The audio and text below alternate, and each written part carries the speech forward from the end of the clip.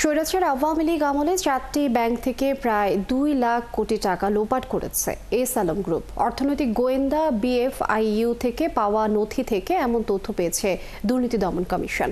মঙ্গলবার দুদক মহাপরিচালক জানান, এস আলম গ্রুপের ব্যাংক লুটের প্রত্যেকটি ঘটনা খতিয়ে দেখা হচ্ছে, আর এসব ঘটনায় জড়িতদের দেশে ফিরিয়ে আনতে ইন্টারপোলের সহায়তা নেওয়া হবে। জেমসন মাহবুবের প্রতিবেদন।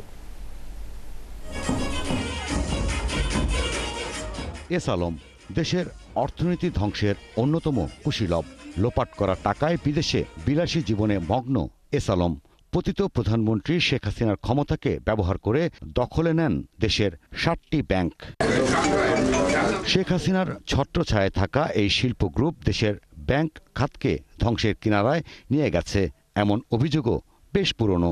গণ অভ্যুত্থানের পর এস আলমের বিরুদ্ধে ব্যাংক লোপাট, অর্থ পাচারের অভিযোগ আমলে নিয়ে অনুসন্ধান শুরু করে দুদক। একই সাথে তাদের বিষয়ে কাজ করছে বিএফআইইউ।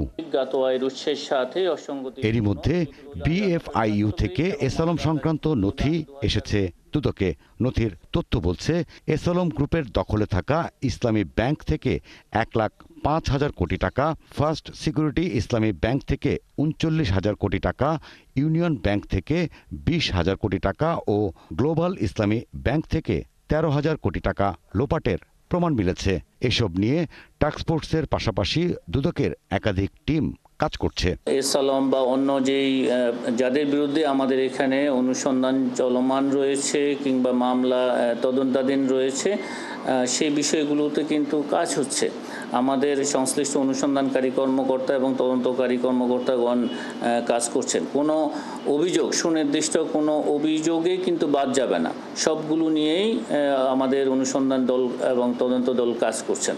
এদিন মামলা হয়েছে ভোলা 2 আসনের সাবেক এমপি আলী আজম মুকুল ও তার স্ত্রীর বিরুদ্ধে। তাদের বিরুদ্ধে 9.5 কোটি টাকার অবৈধ সম্পদ ও 120 কোটি টাকার সন্দেহজনক লেনদেনের প্রমাণ মেলে অনুসন্ধানে। সন্দেহজনক এবং অস্বাভাবিক লেনদেন করার অপরাধ অনুসন্ধানকালে প্রমাণিত হয়েছে। প্রায় 53 কোটি টাকার অবৈধ সম্পদ অর্জনের অভিযোগে মামলা হয়েছে C&F এজেন্ট শামসুর রহমানের বিরুদ্ধে। জেমসন মাহবুব, 71, ঢাকা।